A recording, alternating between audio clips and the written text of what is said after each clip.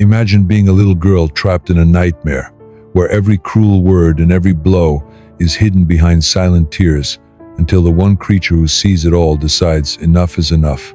This is not just a story about pain, it's about the moment a black stallion became a fierce guardian, turning the Wild West upside down. Stay glued to the screen, because what you're about to hear will shake your soul.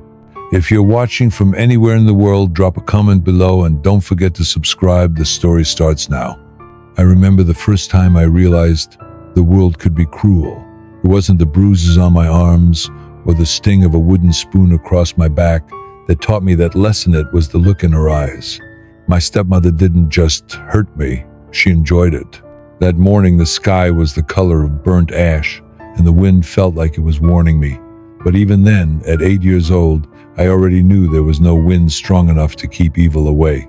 I crept out before dawn, barefoot on cold dirt, my breath catching in my chest like it was afraid to be heard. I made my way to the only place where my heartbeat could slow, the old wooden stable behind the house, where my black stallion waited. His name was Midnight. He was taller than any horse in town, his coat dark as a moonless night, and his eyes, God, his eyes saw everything. Midnight lifted his great head when he saw me, his ears twitching at the sound of my quiet sob. I pressed my face against his warm neck, letting the tears soak into his mane where no one else could see. He smelled of hay and sweat and something softer, something like hope. I whispered what had happened the day before, how she'd called me worthless again, how she said Papa should have left me at the orphanage. He didn't speak, of course, but in the gentle rumble of his breath and the steady beat of his heart against my cheek, I heard what words could never say, that I wasn't worthless, that someone in this world still cared. I remember thinking, maybe if I stayed here long enough, morning wouldn't come, maybe she wouldn't call for me, and I wouldn't have to go back inside that house that smelled of fear. But the world doesn't wait for children's wishes. Her voice cut through the gray dawn like broken glass. "Breakfast," she screeched from the kitchen window. My stomach clenched tight as my feet carried me back across the yard. Midnight stamped his hooves, the way he always did when he sensed I was afraid. I wish I could have stayed with him, but fear is stronger when it's mixed with duty. And at 8 years old, all I knew was that I had to obey. The kitchen smelled of burnt eggs and bitterness. She stood by the stove, wooden spoon in hand, her mouth curled into a sneer that felt colder than the morning air. My hands shook as I reached for the skillet, knowing even a drop of yolk on the floor could set her off. And when it did, when that tiny slip happened, her punishment came fast. A crack of wood across my knuckles, the taste of metal as I bit my tongue to keep from crying out. "Worthless," she hissed again, her breath hot and sour against my cheek. "Just like your mother." I wanted to disappear. I wanted Midnight to break through the door and take me away. But horses can't open doors, and little girls can't escape so easily. Some mornings felt longer than whole lifetimes. That day, after the sting of her blow faded into a dull ache, I stood washing the cracked plates at the sink, my mind drifting back to Midnight's steady breath. Through the grimy kitchen window, I could see the stable roof peeking over the yard, like a promise that someone was still waiting for me. I don't think anyone in town ever truly saw her for who she was. They saw the polite nod she'd give at church, the sweet pies she'd bake for Sunday gatherings, the way she'd smile with lips pressed so tight they barely moved. No one saw how her eyes changed when we were alone, how her voice dropped into a hiss sharp enough to cut. She had rules from unwritten, always shifting, impossible to follow. Never speak unless spoken to. Keep your eyes down. And above all, never talk about what happens inside this house. The weight of those rules pressed on my shoulders heavier than any sack of grain Papa brought back from the mill. Papa worked far away, deep in the mines past the ridge. He'd leave before dawn and return long after the sun slipped behind the hills, his face dusted in soot and his shoulders sagging from silent exhaustion. Sometimes, when he looked at me, I thought I saw questions in his eyes, like he wondered why I flinched when he reached to brush a curl from my face. But before those questions could become words, she'd appear at his side, her hand on his arm, her soft voice filling the air with excuses. "She's just clumsy," she'd laugh, always tripping over her own feet, bless her heart. And Papa would sigh, give me a tired smile, and let it go. Love makes people blind, they say, but I think exhaustion makes them deaf too. After chores, I'd steal moments to slip out to the stable, burying my face in Midnight's mane. With him, silence felt Safino like punishment, but like peace. His stall smelled of dry hay and the faint sweetness of apples, a scent I'd carry in my memory long after bruises faded. Midnight watched everything. When my hands trembled too badly to braid his mane, he'd lower his head until my fingers could rest against the softness of his cheek. When I'd hide in the shadows of the stall to catch my breath after her anger, he'd shift closer, his body shielding me from the world. It wasn't that he understood every word I whispered into his fur, but somehow he understood me. I believed, with the certainty only children have, that he was born for me, that in a world that bruised and bent me, Midnight was my unbreakable place. But kindness, I learned, can make you a target. She saw how often I slipped away to the stable, how my fear lessened even if just a little when he was near, and nothing fueled her anger like the sight of something I loved. One evening, as dusk painted the fields in streaks of amber and blue, she called me into the yard.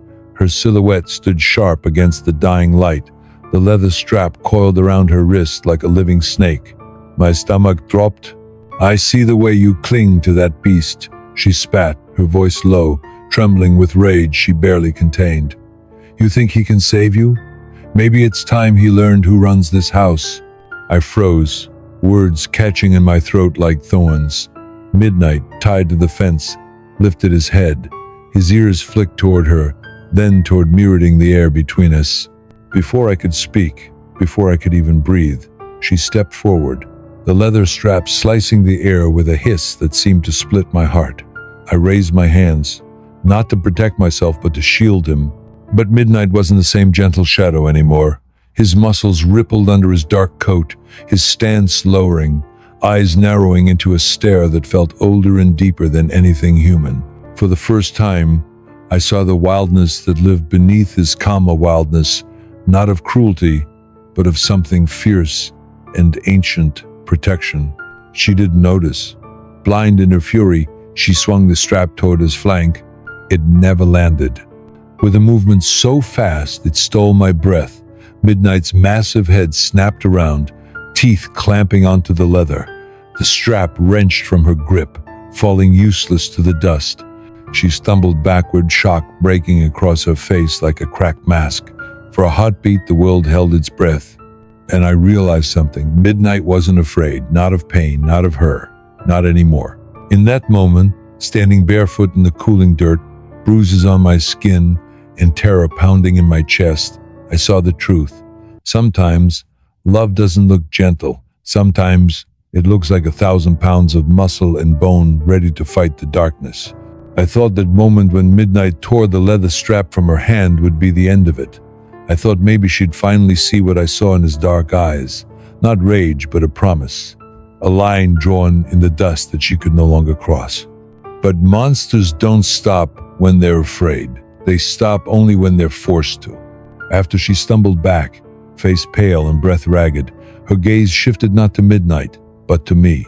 In that glare, I saw something colder than anger, humiliation. And humiliation is a wound cruel people will bleed you for. She didn't speak, just turned on her heel and stormed back into the house, the door slamming behind her with a finality that made my bones ache. For a moment, the yard was silent except for my heartbeat, loud and frantic in my ears. Midnight stood still, chest heaving, his eyes softening when they met mine. I pressed my forehead against his, too shaken to speak, too grateful to cry. Later that evening, I heard her voice floating through the window, not yelling this time, but low, coiled around sweet words meant to charm. Sheriff Dalton had come by on patrol, his horse's hooves clicking on the stone path.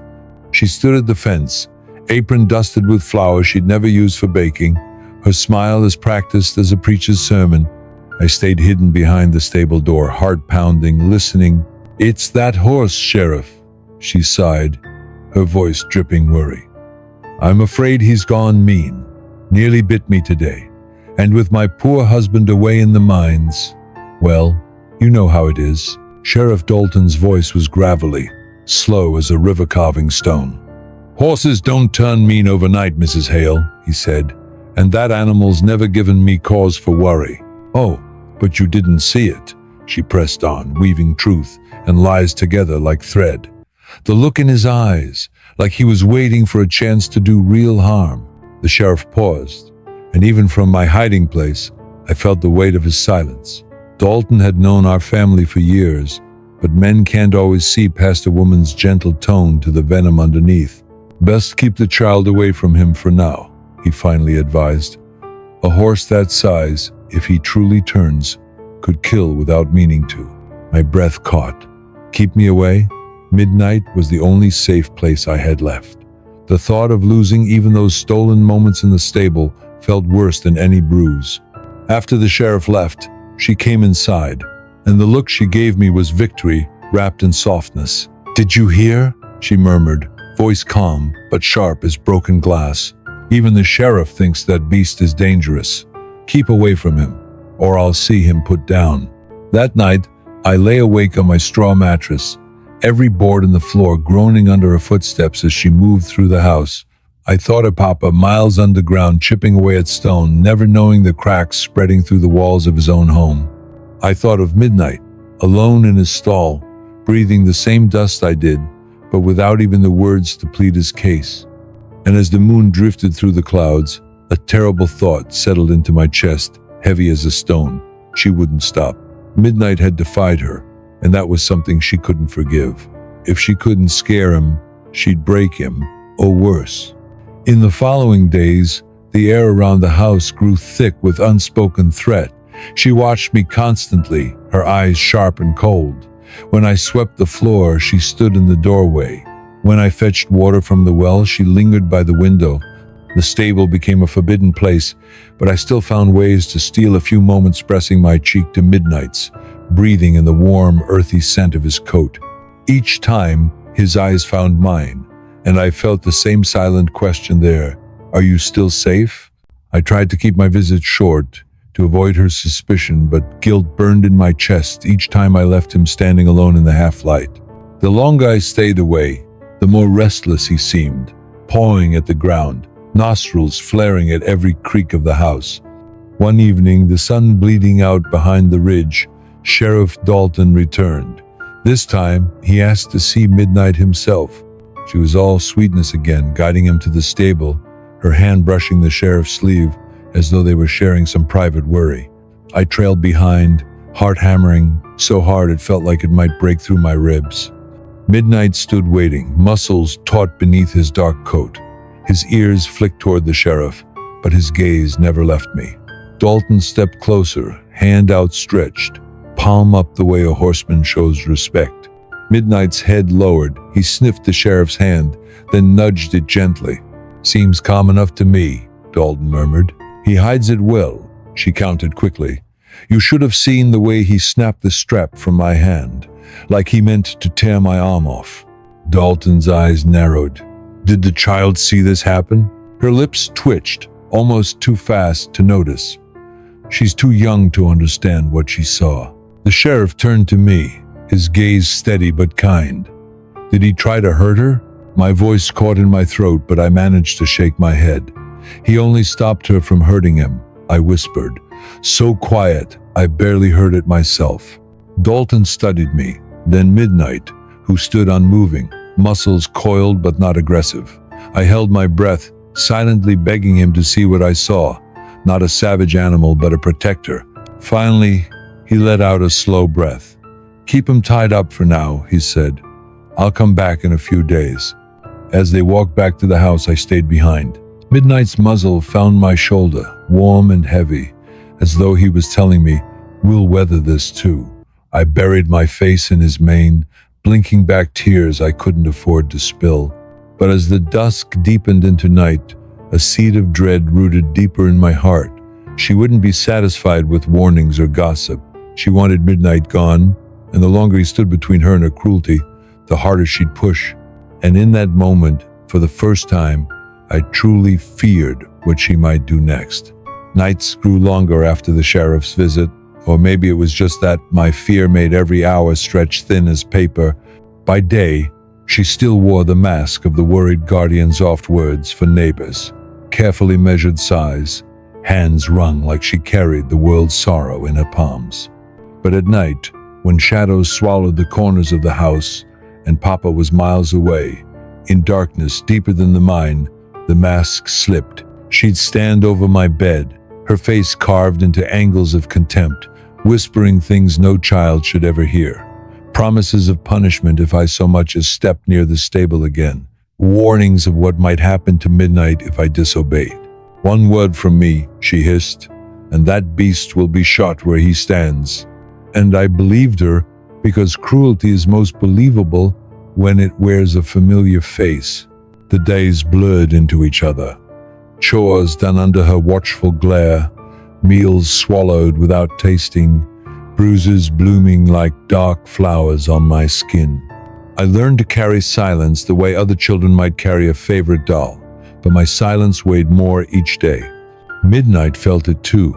Even from a distance, he watched me with those dark, steady eyes.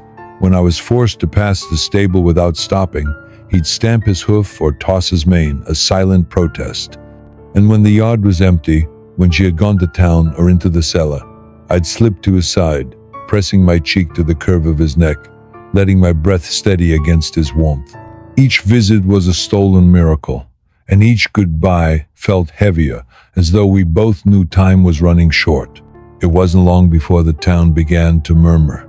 Whispers curled like smoke between the pews at Sunday service, over barrels outside the general store, around the cracked steps of the saloon. They say that Black Stallion turned on her. Never trusted an animal that looks you in the eye like it knows your thoughts. And the girl, always so pale, so quiet. Something's not right in that house. Rumors grow best in silence, and ours had been silent for too long. I heard them in passing, snippets carried by the wind. Part of me hoped the truth would rise from those fragments, that someone would see through her sweetness. But gossip like rain falls unevenly, and in a town like ours, it often pools where it does the least good. She used the whispers as kindling, feeding them carefully. At the market, I saw her leaning close to Mrs. Langley, her voice low and trembling just enough to sound sincere. "I'm so afraid for the child," she'd say, pressing a hand to her chest. "That horse, it isn't safe. Sometimes at night I hear it pacing, breathing like it's hunting." She didn't need to tell them everything. A hint of fear is often more powerful than any lie. Sheriff Dalton returned once more, his face lined deeper than before. He didn't come to the house first this time. He went straight to the stable. I watched from behind the rain barrel, my heart hammering against my ribs. Midnight stood calm but alert. His ears twitched at the sheriff's approach, but he didn't rear or shy away. Dalton lifted a hand, letting the stallion catch his scent, then rested his palm against Midnight's broad neck. "He's a big one," Dalton muttered, almost to himself. "Too smart for his own good, maybe." She joined him moments later, her voice low, pleading, "Please, Sheriff, think of the child's safety. That animal frightens me to death." Dalton turned, his gaze sweeping past her to where I hid. Our eyes met, and something in his expression softened, like he saw a truth he couldn't quite name. But his shoulders still sagged under the weight of doubt. "I'll ask you again, ma'am," he said slowly. "Did he actually attack you?" She hesitated, a single breath's worth of pause, but long enough for me to see it. Then her face tightened into sorrow. "He tried to bite me. Ask the girl if you don't believe me." Dalton's gaze found me again. "Did you see it?" My mouth went dry. Midnight's breath was slow and steady, his eyes locked on mine as if urging me to speak. But fear strangled the words before they could form. If I told the truth, what would she do to me when the sheriff left? What might she do to Midnight? I lowered my eyes and shook my head, a small broken motion. Dalton's sigh was heavy as he stepped back. "Just keep them apart until we sort this out," he told her. Her victory was quiet, but I saw it in the way her lips curved when he turned away. That night, the storm finally broke. Rain pounded the roof in heavy sheets, turning the yard into rivers of mud. Lightning cracked the sky into jagged pieces, and thunder rolled so loud it shook the window glass. I lay in bed, blankets pulled up to my chin, trying to count the seconds between flash and rumble the way Papa had taught me. But sleep wouldn't come. The walls felt too close, the air too thick with secrets. Then, through the downpour, I heard it. Midnight's restless movement in the stable, his hooves shifting, snorts sharp and nervous. I slipped from bed, feet bare against the cold floor, and tiptoed to the window. In the flash of lightning, I saw her silhouette moving across the yard, dark dress plastered to her legs by rain, and in her hand, glinting even in the weak light, was the leather strap. My breath caught. Even through the glass, I felt Midnight's fear. Not fear for himself, but for me. The next flash showed her lifting the strap high. Midnight didn't rear, didn't bite. He simply lowered his head, as though bracing for a blow he knew was meant for my heart more than his flesh. And that, somehow, hurt more than any bruise ever had. When dawn finally broke after that storm, it found me awake, sitting on the cold floor by the window, knees drawn to my chest. My breath fogged the glass in slow, ragged bursts. Outside, the yard lay drenched and battered, puddles reflecting the pale sky like broken mirrors. And there, standing silent but watchful, was Midnight. His dark coat slick with rain, his mane heavy and tangled, yet his gaze still turned toward the house, toward me. I pressed my palm to the glass, as if the thin pane could carry my apology, my promise. I'm still here. But fear whispered louder than hope. I had seen her raise the strap the night before. I had seen how she'd crossed the line even Midnight couldn't prevent. And if she dared that much once, what would stop her from going further? She didn't mention it the next morning. Instead, she moved around the kitchen with a forced calm, humming a hymn that sounded sour on her tongue. But her eyes, when they flicked to me, burned with something raw and ugly. I kept my head down, hands trembling as I scrubbed the floor, trying not to meet that gaze. The days blurred together in a slow torture of waiting for her to snap, waiting for the sheriff to return, waiting for Papa, though I'd long stopped hoping he'd come home early enough to see the truth. Midnight waited too. Each day, he grew more restless, stamping his hooves, turning circles in his stall, ears pinned back toward the house. One afternoon, I stole a moment in the stable. The air inside smelled of wet straw and old wood, comforting despite the shadows gathering in the corners. Midnight lowered his head as I approached, the warmth of his breath chasing away the chill that clung to my bones. I'm sorry, I whispered into his mane, my voice cracking. I should have spoken up when the sheriff asked, but I was so scared she'd hurt you worse. Midnight didn't move, didn't shy away. He simply stood there, a silent anchor in the tide of my fear. His great chest rose and fell, slow and steady, as though to teach me how to breathe again. I don't know what to do, I confessed, pressing my forehead against his neck. If I speak, she'll punish you. If I stay silent, she'll find another way to hurt you anyway. My words dissolved into quiet sobs, the kind that leave no tears, just a raw ache in the chest. Midnight shifted closer, his coat brushing my cheek, his presence a promise. Whatever comes, I'm still here. The sheriff did come back 3 days later. His face was drawn, the lines around his eyes deeper than I remembered. This time, he didn't bother with polite words. He asked her directly what happened during the storm. She smiled, soft as poisoned honey.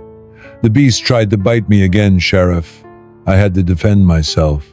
And the girl? Did she see it? Her gaze flicked to me, sharp as a knife. She was asleep, I imagine. Dalton's eyes turned to me, searching, waiting. My mouth opened, but no words came. My tongue felt thick, heavy with dread. I saw Midnight watching from the yard, muscles coiled, ears trained on us. Even now, he seemed ready to step between me and harm. The sheriff let out a slow breath. Mrs. Hale, you've given me the same story twice, but I keep seeing that horse stand calm as a stone. and I keep seeing bruises on the child that don't match your words." For the first time, I saw her composure crack a flicker of rage twisting her features before she forced it back behind a mask of wounded innocence. "Are you calling me a liar, Sheriff?" she demanded, voice sharp. "I'm saying something doesn't fit," he answered, "and I won't stop looking until it does." She turned away, shoulders stiff, but the tremor in her hand betrayed her. The sheriff stayed a moment longer, his gaze meeting mine, softer this time. "If there is something you need to tell me," he murmured, "I'll listen." My lips parted, but fear closed them again, and the chance slipped away like smoke. That night she cornered me in the kitchen. The lamplight threw shadows across her face, turning kindness into cruelty. "You think the sheriff will save you," she hissed. "All he needs is a word from me, and that beast will be put down. Do you want his blood on your hands?" I shook my head, so hard my hair tangled around my face. "Then keep your mouth shut," she spat, "and keep away from that animal." When she left, I sank to the floor, heart pounding so hard it hurt. My breath came in shallow gasps, as if the walls themselves pressed closer. But midnight wouldn't let me disappear into silence. The next day, when I slipped into the stable despite her warning, he met me with a soft nicker, his eyes steady and sure. I wrapped my arms around his neck, burying my face in his coarse mane. "I'm so tired," I whispered. "So tired of being afraid." Midnight stood unmoving, as though to say, "Then lean on me." For a moment, in the hush of the stable, the world outside seemed to fall away. Just a girl and her horse, hearts beating in quiet defiance of everything that waited beyond the wooden walls. But fear has sharp teeth, and it never stays caged for long. As dusk settled, I saw her watching from the window, eyes narrowed, lips curled into something colder than hatred. And I knew the storm that had passed was nothing compared to what she was planning next. The sun had barely set when she made her move. I'd been helping in the kitchen, peeling potatoes so carefully my hands shook. Each scrape of the knife across the skin felt louder than thunder. She watched me from across the table, silent but sharp-eyed, as though waiting for me to slip. And when the blade nicked my thumb and the bead of blood welled up her lips curved into something that wasn't quite a smile. "Clumsy," she said, her voice calm, too calm. "Go clean that up." I obeyed, pressing a rag to my cut as I walked to the wash basin. My heart thudded against my ribs, but not from the cut. It was the way she looked at me, not angry, not impatient, just coldly certain, as though she'd already decided what came next. When I turned back, the leather strap was in her hand. "You think you can fool me," she whispered, running to that animal, whispering secrets I can't hear. My voice caught in my throat. "I didn't." "Lies." The word cracked through the kitchen like a whip itself. "Do you know what happens to creatures who can't learn their place?" I stepped back, bumping into the edge of the table, the wood biting into my spine. The strap swung through the air, and though she didn't strike yet, the threat in that motion was worse than any pain. "Midnight's the one who's taught you defiance," she said, almost thoughtful. "Time he learned what it costs." "No!" The word burst from me before I could swallow it. My chest burned with sudden, reckless courage. "Please don't hurt him. I'll do anything." Her eyes gleamed, catching the lamplight like shards of glass. "Anything?" I nodded, tears spilling down my cheeks. "Anything. Just don't hurt him." She lowered the strap, just slightly. "Then listen well. You speak to no one. Not the sheriff, not the neighbors, and certainly not your father. You keep your head down, and you stay away from that horse." My mouth moved, but no sound came. Midnight had been my only refuge, my only breath of freedom in a life that felt smaller every day. To lose even that, "Do you understand?" she demanded. I forced a nod, the lie like a stone in my chest. That night I lay awake, staring at the ceiling as moonlight traced pale lines across the beams. Every creak of the old house sounded like footsteps. Every whisper of wind felt like her breath against my neck. My cut throbbed, Small but sharp a reminder that pain could come quietly, without warning. Midnight was out there in the stable, no walls thick enough to keep him from my thoughts. I pictured him standing watchful in the darkness, his ears twitching at every sound. I wondered if he could sense my fear, if he felt the shape of it through the air itself. Sleep never came. By dawn, I rose with heavy limbs, bones aching from a night spent fighting ghosts. The sheriff returned the next morning, dust rising from the road as he approached on horseback. He dismounted slowly, as though weighed down by doubt. I stood on the porch, the morning sun harsh on my face, trying to look small, harmless, invisible. She stepped out to greet him, her expression a careful blend of weariness and worry. "Sheriff," she said, voice tinged with just enough tremble, "I'm glad you came. I've been thinking." Dalton raised an eyebrow. "About what, ma'am?" "That horse," she said. "I'm afraid he really is dangerous. For the girl's sake, I think it's time he was taken away." My breath caught. Midnight? Taken away? My vision swam, but I blinked hard, forcing the tears back. The sheriff frowned. "Taken where?" "To be put down," she said softly, eyes lowering. "It's the kindest thing, truly. Before he hurts someone." Dalton's jaw tightened. "You know that's not how this works. An animal doesn't get put down on suspicion alone." "But, Sheriff," her voice cracked, perfectly rehearsed. "Please, I'm afraid for my life and for hers." He looked past her, straight at me. "And you, child? Has the horse ever hurt you?" My lips trembled. Midnight had never hurt me, neither even brushed against me too roughly, but the memory of the strap, of her hissed threats, pressed down on my tongue. I opened my mouth, desperate to speak the truth, and then I saw her, hand at her side, the leather strap wrapped loosely around her wrist like a promise. "Fear one?" "No," I whispered, voice hoarse. "Never."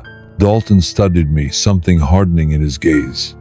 "Then he stays," he said finally, though his voice was low, as if bracing for what that meant. "After he left, she didn't speak. She didn't need to. The silence between us said more than words could, that this wasn't over, that as long as Midnight stood, she saw rebellion in every breath I took.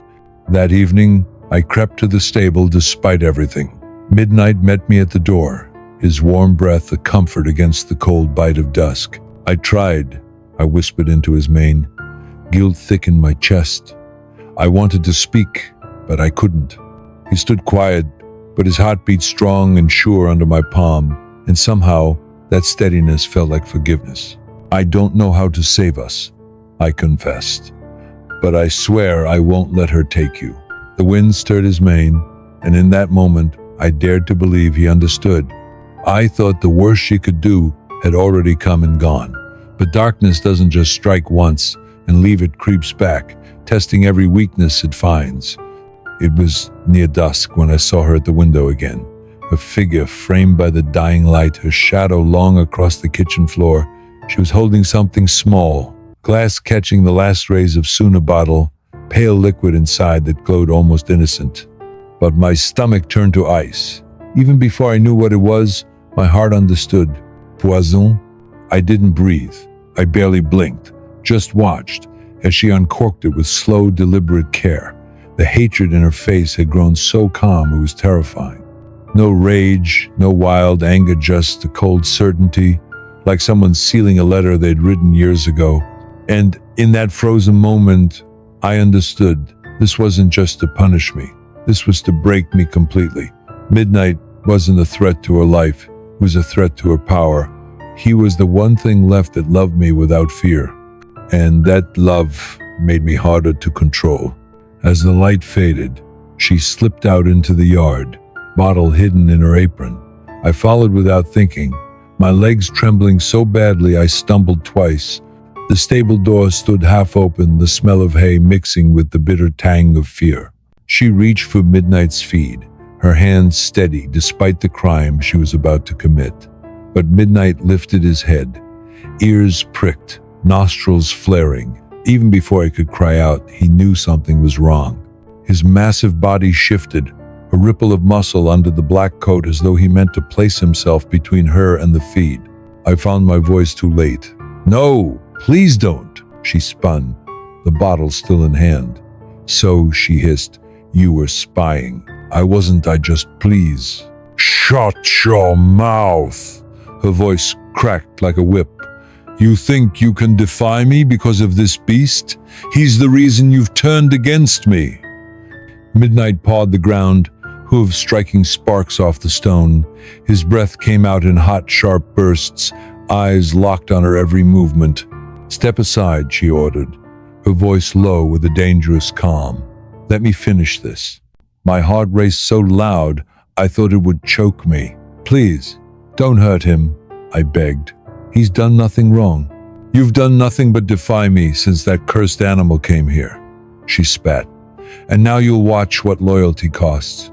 She moved toward the feed, poison bottle lifted, but Midnight exploded into motion. He reared, hooves slamming the stall door so hard it cracked. The sound ripped through the yard louder than thunder, and I screamed not in fear of him, but in fear of what might come next. The sheriff was already riding up, drawn by the noise. He saw her, saw the bottle, saw the horse raging between her and the feed. His eyes widened as truth slammed into place. "Drop it," he barked, voice like a gunshot. She froze, the poison inches from spilling. "Sheriff, you don't understand." "I said drop it," he roared. For one heartbeat, I saw something almost human flash across her face. Doubt. But it vanished, swallowed by fury. Her hand tipped forward, ready to pour. Midnight struck.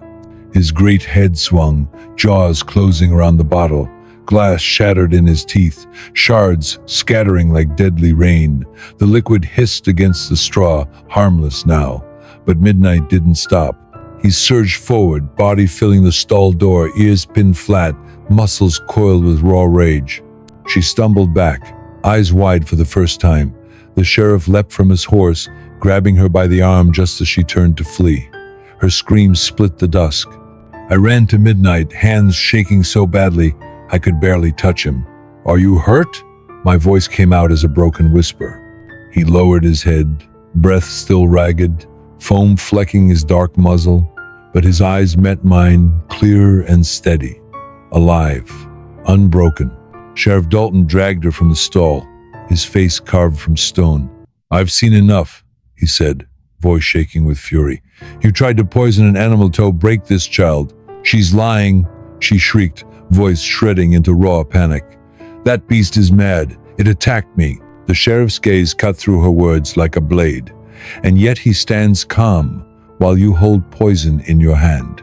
She opened her mouth, but nothing came out. Only hate, naked and trembling. Dalton turned to me. "Are you all right?" I nodded, tears spilling now that the danger had passed. "I thought," my voice caught, "I thought I'd lose him." His hand settled gently on my shoulder. "You won't. Not today." They took her away, in chains. I watched, breath held, as the sheriff loaded her onto his horse.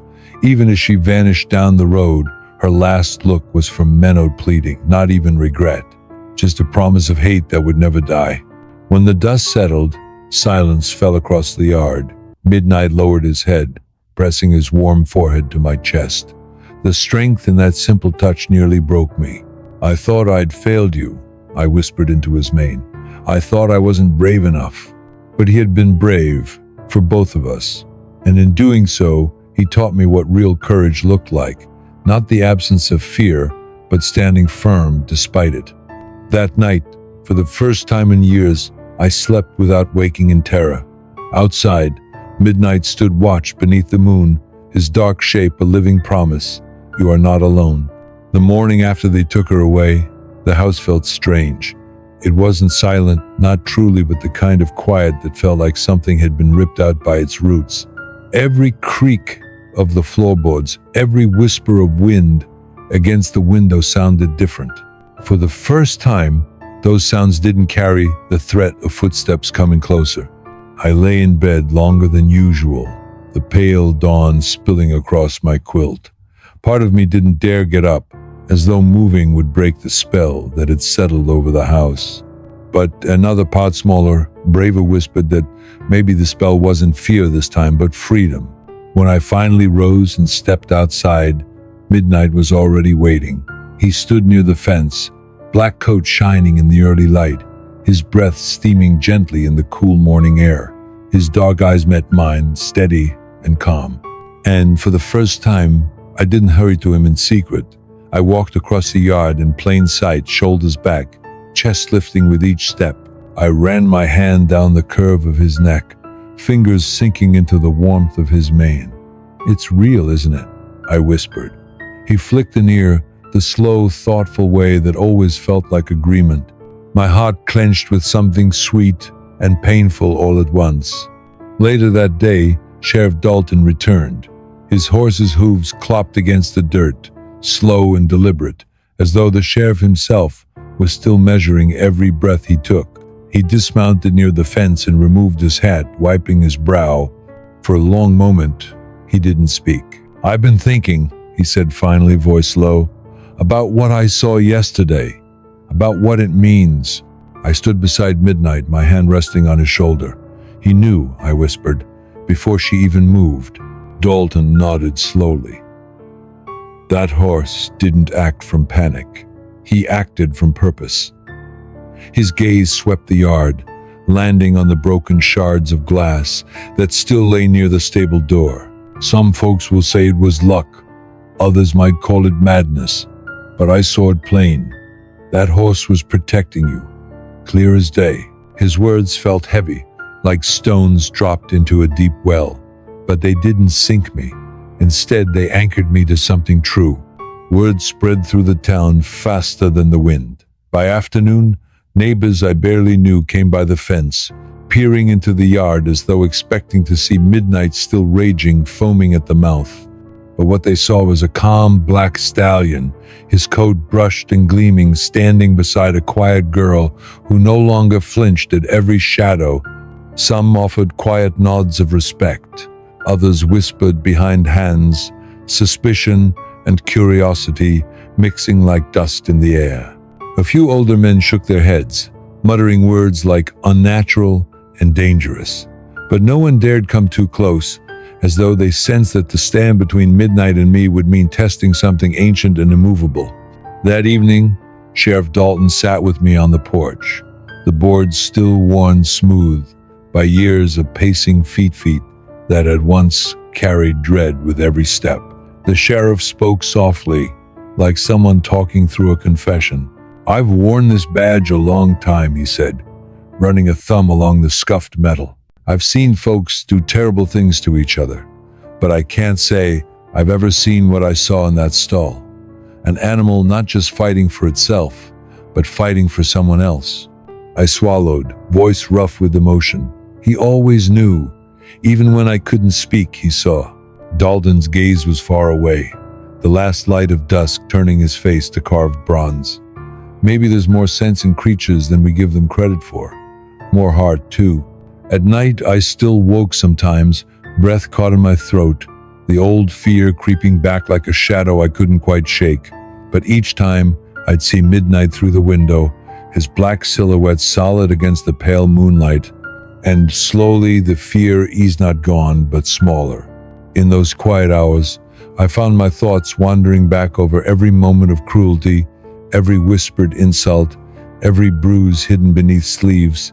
But alongside those memories, I saw Midnight standing between me and her raised hand. Saw his teeth closing around that bottle. Saw the sheriff's eyes as the truth finally broke through. And for the first time, the memories of fear and pain were answered by memories of courage and protection. As days passed, I noticed other changes, small but bright as wildflowers breaking through cracked earth. The way neighbors looked at me shifted from pity or suspicion to something softer, almost respectful. A woman from down the road brought fresh bread, her hands trembling slightly as she offered it. A boy, no older than me, lingered by the fence, watching Midnight with wide eyes before running off again. Even the house felt different. Sunlight seemed to reach farther into corners once kept in shadow. The air itself felt lighter, as though years of bitterness and hate had been forced to leave along with her. But peace, I learned, isn't something that arrives all at once. It creeps in, patient and quiet, testing if it's welcome, and part of me couldn't help but wait for the sound of her return, the snap of a strap, the hiss of whispered threats. The memory of her was a wound not yet healed, tender to every touch. Midnight sensed it too. Some nights he'd paw at the earth, ears twitching, breath huffing clouds into the dark, as though he too was keeping watch, not just for danger outside, but for the fear still coiled inside me. One morning, I brushed Midnight's coat until it shone like black silk. As my hands moved through his mane, I whispered what I'd never dared say aloud before. "You saved me," I breathed. Not just from her, but from believing I was worthless. His ear flicked back toward me, and I dared to think he understood. And in that moment, for the first time in years, I didn't just feel protected. I felt brave. Night fell heavy again, thicker than before. Even with her gone, darkness didn't leave so easily. It had lived in these walls too long to vanish in a single dawn. The first night, I dreamed she came back. In the dream, she stood at the edge of the stable, her shadow swallowing the light, her voice soft as snake's breath. "You thought you'd won," she whispered. "But I never truly leave." I woke gasping, heart pounding so hard my chest hurt. Midnight's head appeared at the window, ears forward, nostrils wide, breath clouding the glass. His eyes found me, and the fear that clutched my ribs eased a little, but it didn't vanish. Some fears live in bone. Days blurred together after that, though each morning I told myself they were better. The sheriff came often, sometimes with questions, sometimes with silence. He'd sit on the porch, hat resting in his hands, studying the yard like it hid answers he couldn't name. One evening he spoke. "She'll stand trial," he said. "Won't be here to hurt you again." I nodded, but the words felt like paper in the windlight, breakable. My voice surprised me by cracking. "What if the court doesn't see what you saw?" Dalton sighed, deep lines cutting across his sunburned face. "Some folks can't imagine cruelty hiding behind a woman's smile. But I'll speak what I saw. And there's power in truth, child, more than most know." The town had begun to murmur too. Not all whispers were kind. Some called Midnight cursed. Some said no horse should act like that unless touched by something unnatural. A few whispered that the sheriff was bewitched, blinded by pity for a motherless child. I heard it all, though no one dared say it to my face. But words slipped through cracks, and each one stung like nettles. At night, they echoed louder than my own heartbeat. Yet every dawn, when I stepped into the yard, Midnight would be waiting. His dark coat caught the first sun like living coal, and his calm, steady gaze reminded me of what was real, the warmth of his breath, the weight of his trust. One morning, I found the courage to do something small but terrifying. I took Midnight's lead rope and walked him through the village road, not hidden behind barns or hedges, but right past the gossiping mouths and staring eyes. At first, my legs shook so badly, I thought I'd fall. My palms sweated, breath coming in short bursts. I felt every stare, every whisper. "There she is," someone muttered, "the girl and her devil horse." But Midnight walked beside me, step by step, his hooves striking steady rhythm into the dirt. Each stride felt like defiance, like a heartbeat louder than fear. By the time we reached the end of the road, something inside me had changed. Not gone, but changed. The weight of shame lifted, just enough to see the sky. Later at the fence, Dalton spoke again. "You know," he said, eyes on the horse, "I keep thinking about that moment, the way he moved between you and danger. Not because he feared pain, but because he wouldn't let you face it alone." I swallowed, throat dry. "Do you think it's wrong?" I asked. "That I love him more than most folks?" The sheriff shook his head slowly. "Child, what you share with that horse is rare. It frightens some because they can't understand it. But it's not wrong, it's what kept you alive." His words settled like warm stones in my chest, but even peace has cracks. The court date grew closer, and with it, a new fear. What if she returned, free and vengeful? What if the town believed her tears over my truth? I'd seen her lie with eyes full of sorrow and mouth full of poison. I'd seen good men look away, afraid of what seeing truly meant. At night the dream returned, her hand at the stable door, poison spilling like snow, her voice curling around my name. But each time I woke to midnight's presence, standing guard black as night, eyes like embers that never went out. His breath brushed my cheek when I pressed my forehead to his. The steady thud of his heart in his chest reminded me of my own. One day, I stood alone by the stream behind the house, staring at my reflection. The bruises had faded, but memory is its own scar. I remembered her words, worthless, useless, better left behind. I let the words rise, taste them on my tongue, and then, with a breath I didn't know I'd been holding, I spoke out loud. No. The sound startled birds from the reeds. My voice was small, but it was there. No, I said again louder. I am not what you said. The wind caught my words and carried them over the water. I didn't know if anyone heard, but I did, and so did midnight, standing on the bank, ears turned toward me. His quiet presence felt like agreement. As trial day approached, Dalton warned me she'd try to twist everything. She'll cry, claim she loved you, say the horse turned wild without reason, he said. I nodded, heart heavy, but inside something steady burned.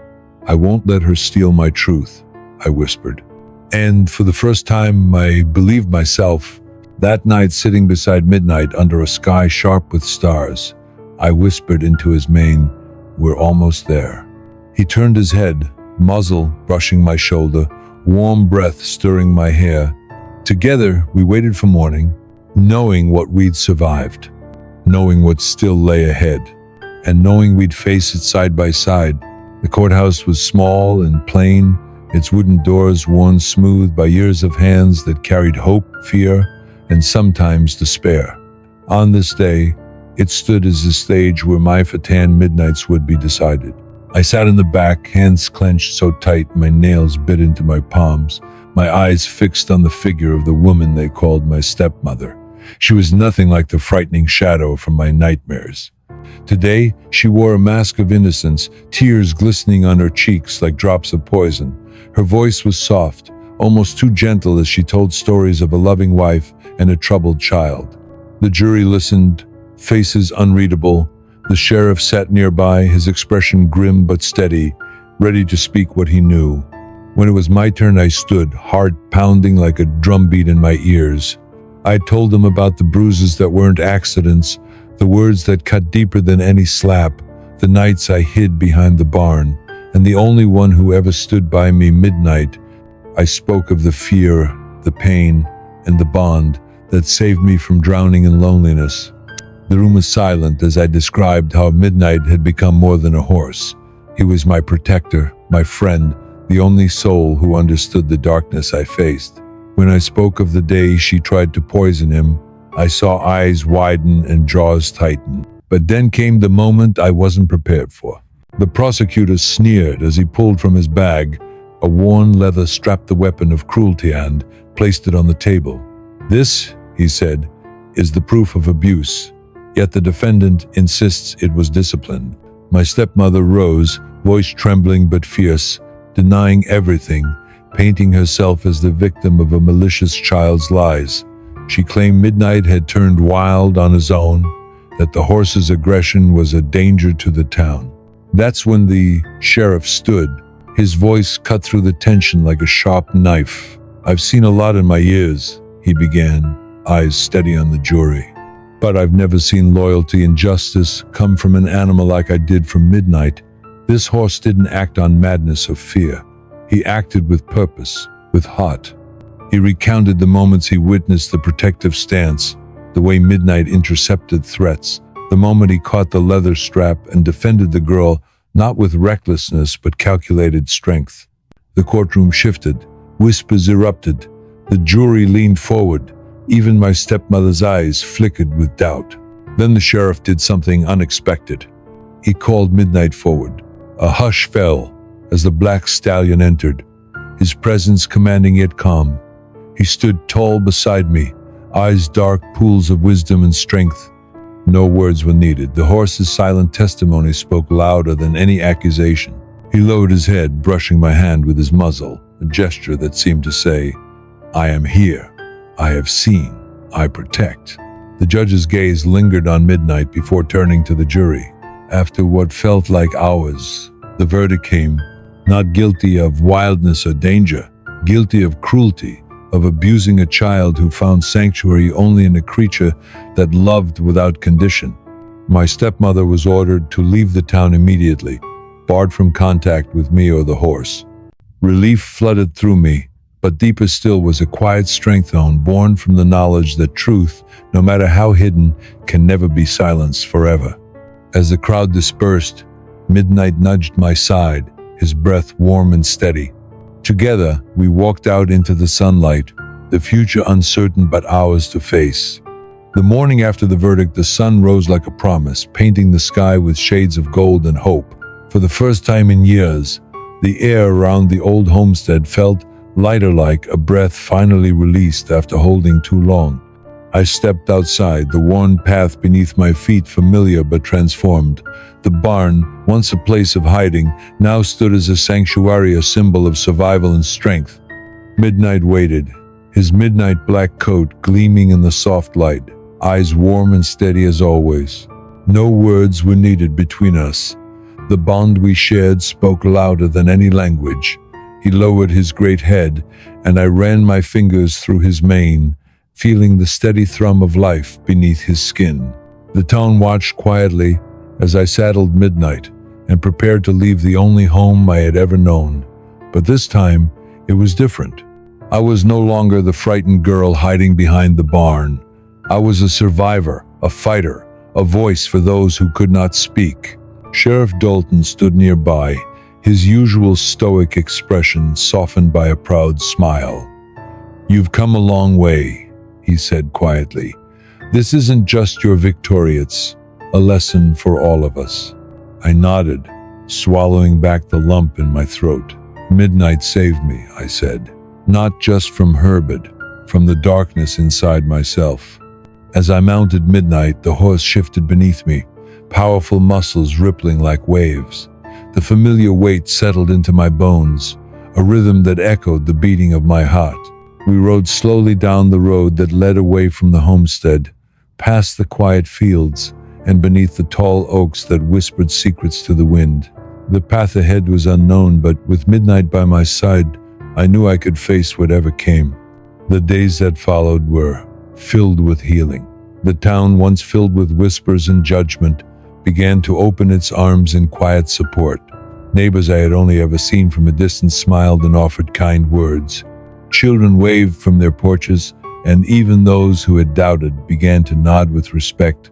Yet the greatest change was inside me. The fear that had once chained me was gone, replaced by a fierce light. I learned to speak not only for myself, but for those, like Methos, trapped in silence, hiding behind closed doors and shattered dreams. Midnight and I became inseparable. He was no longer just a protector. He was a partner in a new journey, a journey where trust, love, and courage guided every step. Together, we visited the places I had once feared, turning them into spaces of joy. We rode under open skies, feeling the wind as freedom itself. Each sunrise brought a new story, each sunset a promise kept. One afternoon, as we rested beneath a spreading elm, Sheriff Dalton joined us. He looked out across the rolling hills, then turned to me with a knowing smile. "You've taught us all something powerful," he said. "That justice isn't just about laws or punishments. It's about protecting the innocent, standing up for what's right even when it's hard." I smiled back, feeling the warmth of his words settle deep in my chest. "Midnight taught me that," I said softly.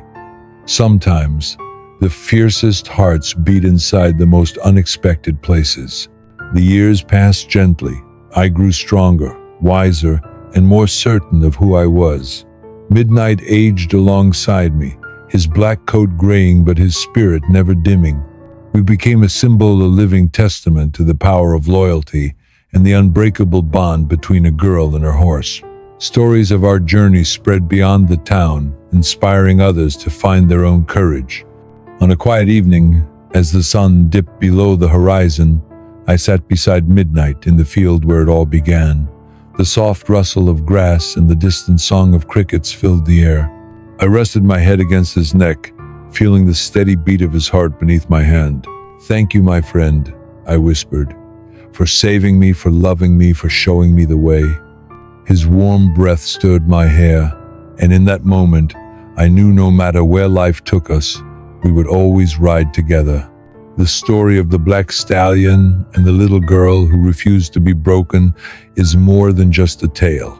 It is a reminder that courage can come from the quietest places, that justice sometimes wears hooves instead of badges, and that love, true and fierce, can heal even the deepest wounds. And so, as the stars began to shine over Copper Ridge, I closed my eyes with a heart full of hope, knowing our journey was far from over but forever bound by trust, protection, and the unyielding spirit of midnight. If you've stayed with us through this journey, thank you for sharing in a story of pain, survival, and triumph. Remember, sometimes the most human hearts beat in the chests of creatures who never speak, but who understand the language of loyalty better than anyone. The end is only the beginning. If you were in her shoes, would you fight the same battle? Share your thoughts in the comments below, and don't forget to like the video. While you're here, explore the other videos on the screen. You never know which story will change your life next.